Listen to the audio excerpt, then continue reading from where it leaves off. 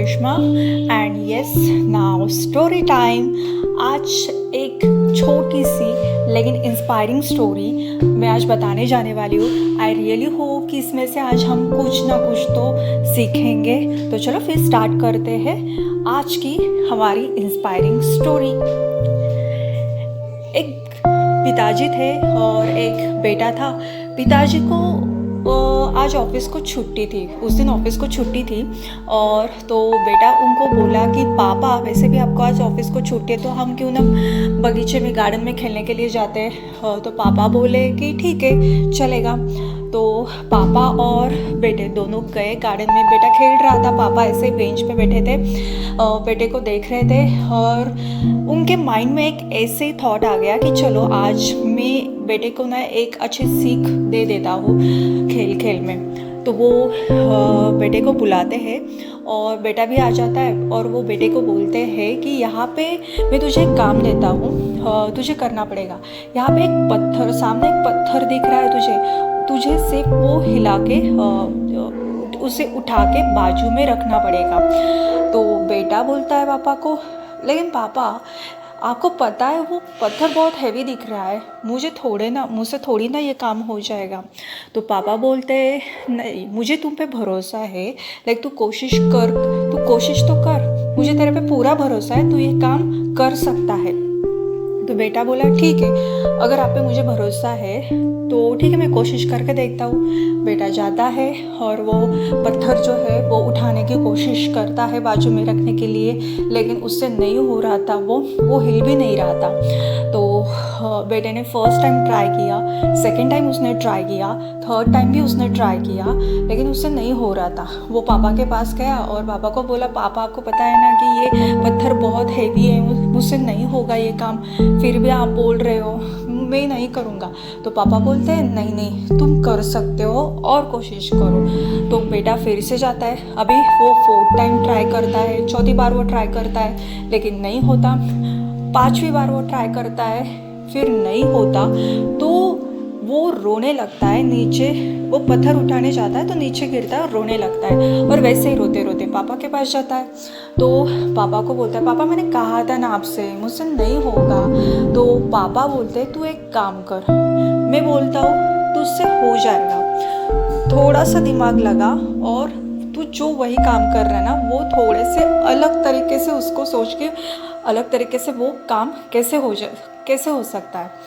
तो बेटा फिर से गया, वो फिर से कोशिश करने लगा, फिर से उसने 2 बार कोशिश की लेकिन उससे नहीं हो गया, उसने हार मान ली। फिर पापा के पास गया, पापा को बोला, पापा अब मेरे से ये नहीं होने वाला है, प्लीज़ आप मुझे ये काम मत बताओ, मैं हार चुका हूँ। और ऐसे करके वो रोने लगा।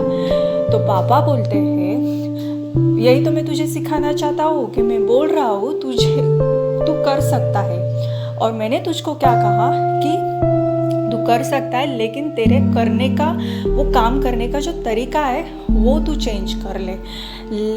वैसे तू कर लेता तो तू डेफिनेटली तू कर सकता था, तू एक काम कर सकता था। अगर तुझसे वो काम नहीं हो रहा है तो तू मुझे बुलाता, मैं तेरी हेल्प करता था। वैसे देखा जाए तो ये कहानी बहुत सिंपल है, बहुत छोटी है, लेकिन इससे जो सीख मिल रही है वो हम इस कहानी से ये सीखते हैं कि हमेशा ऐसे होता है ना कि हम कुछ काम करने के लिए जाते, उसमें कुछ डिफ़िकल्टी आ जाती है तो उस टाइम हमेशा पेरेंट्स के पास जाओ। हमेशा पेरेंट्स को जो भी डिफ़िकल्टीज़ है, जो भी बातें आपको शेयर करनी है वो आप पेरेंट्स से जाके बोल सकते हो कि मुझे ये काम करने में डिफ़िकल्टीज़ आ रही है। आप पेरेंट्स से हेल्प मांग सकते हो। और कई बार ऐसे होता है कि हमें जो भी काम करना चाहते हैं तो उसमें आती है डिफ़िकल्टीज आती है, हमें कुछ सोचता नहीं है कि एग्जैक्टली क्या करना है, कैसे करना है, तो हमें दूसरों की मदद चाहिए रहती है। उस टाइम हमें जो भी अच्छा पर्सन है, जो भी अच्छे लोग हैं, उनसे जाके मदद मांग लेनी चाहिए। यही तो इस कहानी की मेन सीख है। इस कहानी से हम ये सीखते हैं कि जब भी हमको कुछ हेल्प चाहिए तो हमें अच्छे लोगों के पास जाके उनसे हेल्प मांगनी चाहिए, क्योंकि बहुत बार ऐसे होता है कि हम सोचते हैं कि मैं क्यों जाऊँ मदद मांगने के लिए। मदद मांगने से कोई छोटा नहीं होता, तो हमेशा क्या होगा, ज़्यादा से ज़्यादा आगे वाला आपको हेल्प, इधर वो हेल्प करेगा, नहीं तो नहीं, उसको अगर पॉसिबल नहीं होगा तो नहीं करेगा, तो कोई बात नहीं, दूसरे अच्छा कोई तो पर्सन रहेगा, उसके पास जाके आप हेल्प मांग सकते हो। अगर उससे भी पॉसिबल नहीं है तो तीसरा कोई तो अच्छा पर्सन रहेगा जो आपको हेल्प करेगा। तो यस, कभी कुछ डिफ़िकल्टीज आए काम करने में या लाइफ में, तो हमेशा अच्छे लोगों के पास जाके आप हेल्प मांग सकते हो। यही इस कहानी से हमको सीख मिलती है कि जब भी हमको ज़रूरत पड़े कुछ काम करने में, कठिनाइयाँ आ रही है, तो अच्छे लोगों से हमें हेल्प मांग लेनी चाहिए। हेल्प मांगने से हम छोटे नहीं होते। आई होप आपको ये कहानी अच्छी लगी रहेगी।